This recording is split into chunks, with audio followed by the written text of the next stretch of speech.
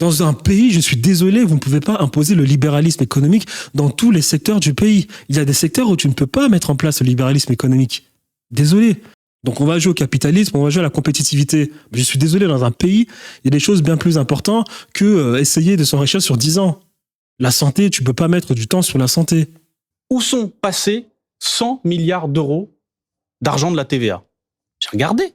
C'est bizarre quand même. Parce que 100 milliards d'euros, en fait, on n'est pas en déficit, hein. Où est passé cet argent? Eh ben, c'est ça. L'État a fait des politiques d'exonération de cotisations.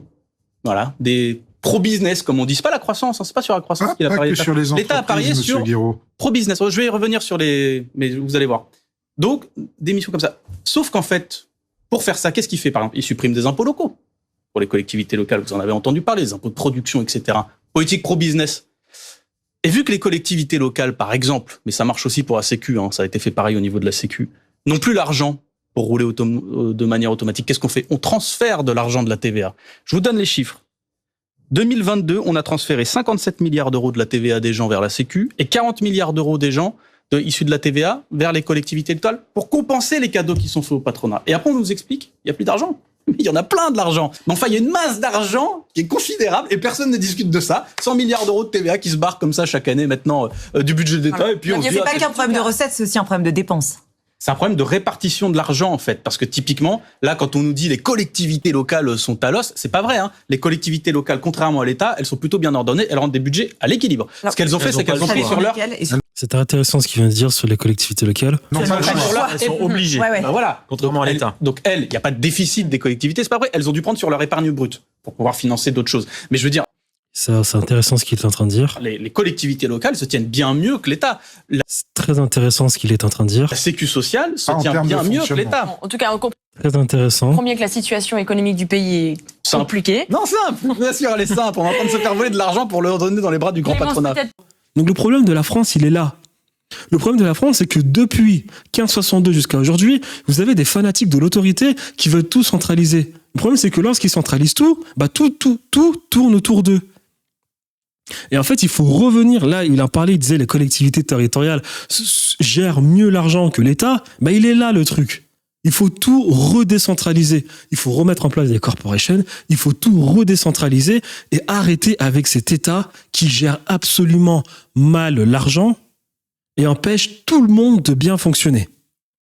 Il faut dépérir cet État pour que les communes territoriales s'organisent toutes seules, pour que les corporations, c'est-à-dire ces groupes socio-économiques, s'organisent tout seuls avec les communes, pour que les ouvriers puissent avoir du travail, pour que les entrepreneurs, et là je suis pas d'accord avec justement ce qu'il dit par rapport au grand patronat, pour que les entrepreneurs aient aussi leur chance de faire de l'argent et leur chance d'entreprendre.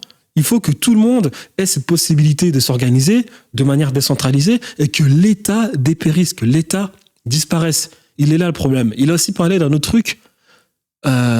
L'État qui gère mal la redistribution de la collecte des impôts sur certains secteurs, comme la santé.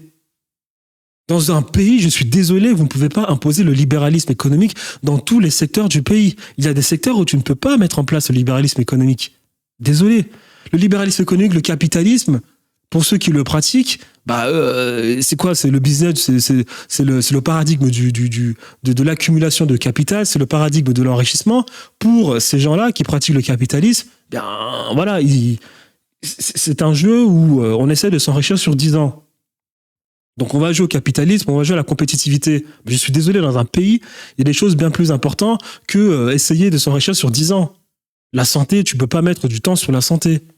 Par exemple, l'énergie d'un pays, tu peux pas te limiter à juste 10 ans. Pour l'énergie d'un pays, il faut voir plus loin. Donc l'école, tu peux pas libéraliser l'école. Et le problème, c'est qu'aujourd'hui, maintenant, on a libéralisé la santé, on a libéralisé l'école, on a libéralisé l'énergie. Le nucléaire, en étant indépendant, on l'a fait disparaître. Et derrière, qu'est-ce que t'as? T'as un problème. C'est que maintenant, par exemple, pour la santé, tu l'as libéralisé. En plus de ça, l'État arrête de donner des aides. Et même quand il donne des aides sur certaines conditions. Il te dit que pour avoir un certain nombre d'aides, toi, à l'hôpital, il va falloir que tu pratiques. En fait, c'est pas ça. On va étudier ce que tu pratiques comme activité dans ton hôpital, et en fonction de ces activités, on va faire un calcul pour savoir combien on va te verser. Et il y a une sorte de barème. Alors, telle activité va te permettre d'avoir telle aide publique. Telle activité va te permettre d'avoir telle aide publique. Ça s'appelle, je crois, la tarification à l'activité. Une arnaque. Quelle conséquence ? Du coup, tu as l'hôpital qui va essayer de ne pratiquer que certaines activités pour essayer d'avoir le plus d'argent et continuer d'exister. Et on va dire, d'exister. Même pas d'être autonome, mais d'exister. Le pire, c'est que ces aides ne sont pas suffisantes. Et catastrophe, ces gens vont aller s'endetter chez les marchés financiers. Quand tu t'endettes chez les marchés financiers, tu as de la dette, tu es obligé de maximiser ta production pour essayer de rembourser ces marchés.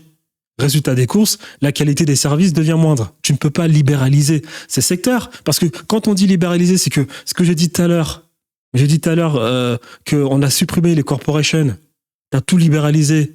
En fait, le problème, c'est que tu avais des corporations pour les mecs de la santé, des corporations pour les ouvriers, des corporations pour les banquiers, des corporations pour les marchands. Tout le monde s'organisait entre eux. Tu avais une sorte d'ascension sociale comme ça. On a tout libéralisé. On a mélangé tout le monde. Maintenant, qu'est-ce qui se passe ? Tu as un financier qui pratique le taux d'intérêt, qui va contrôler plusieurs industries.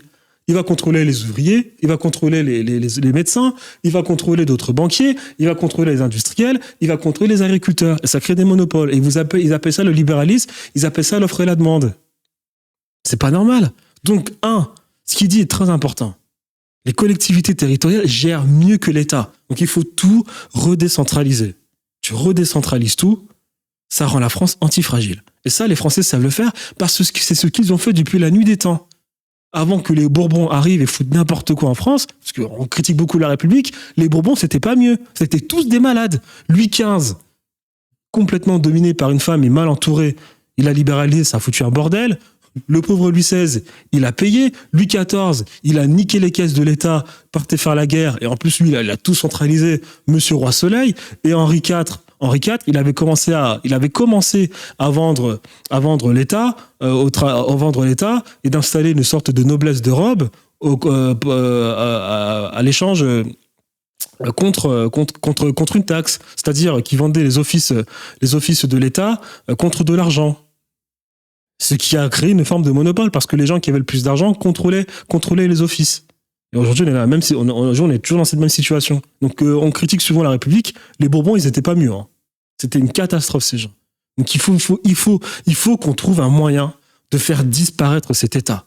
Il faut que les gens arrêtent d'être obnubilés par voter Macron, voter Le Pen, voter comment il s'appelle, Mélenchon. Ce sont tous des parasites. Regardez la situation dans laquelle vous vous trouvez.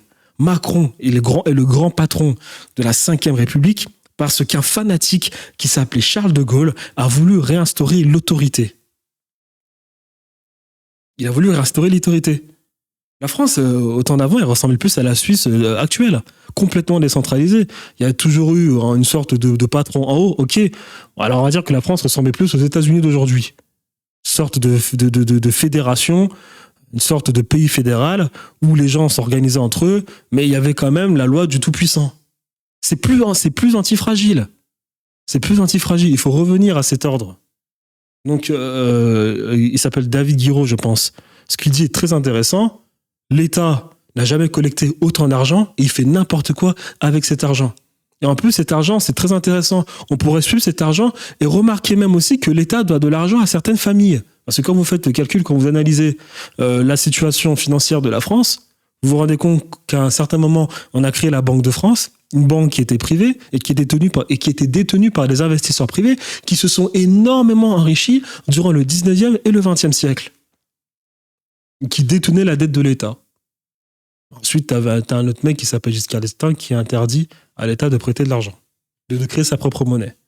Donc, résultat des courses, il faut tout redécentraliser. Il faut que les gens arrêtent de donner de l'attention à tous ces malades, ces énarques, qui vous disent qu'ils vont arranger les choses alors qu'ils ne l'ont jamais fait. Il faut que les gens arrêtent de penser que la démocratie existe en France. La démocratie n'existe pas. Si vous regardez la Grèce, il y avait 3 classes sociales en Grèce. Les esclaves, les métèques et les citoyens. Un citoyen signifiait participer activement à la vie politique du pays, c'est-à-dire voter directement pour les lois, pour organiser les lois du pays. Est-ce que c'est le cas en France? Non. La démocratie représentative est la plus grande arnaque de tous les temps. Mais encore une fois, pour installer un paradigme, le paradigme dans lequel nous vivons, le libéralisme économique, il faut insuffler une idée.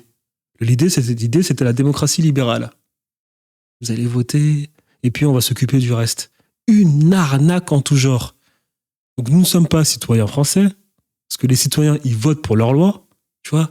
Les Suisses, c'est déjà semi-direct, tu vois. Eux, ils sont déjà plus citoyens que dans leur pays que les Français ne sont dans leur propre pays. Donc, il faut redécentraliser. Il faut que les gens apprennent à voter par eux-mêmes. Il faut que tout redécentraliser. Les communes territoriales sont décentralisées. Elles gèrent leur propre budget. Elles se débrouillent à taxer. Il faut qu'elles aient une autonomie pour collecter une forme d'impôt, de taxation sur leur territoire, exactement comme aux États-Unis d'Amérique, où tu as un État qui met en place une TVA, l'autre qui n'a pas de TVA. Tu as un État qui vit, lui, que de la taxe foncière, pendant que l'autre vit de la TVA. Il faut les laisser s'organiser. Tu peux avoir un État en haut qui regarde si tout se passe bien, mais qui ne fait rien de plus que cela. Tu laisses les collectivités s'organiser toutes seules. Tu laisses les gens voter par eux-mêmes. Il faut que les Français apprennent à voter par eux-mêmes. La malédiction de la France, c'est qu'il a existé en France des rois comme Saint-Louis qui leur a dit, ne vous inquiétez pas, le rôle de l'État, c'est de vous protéger des marchands, des capitalistes. Le problème de cela, c'est que maintenant, dans la mémoire des Français, c'est que l'État doit tout s'occuper.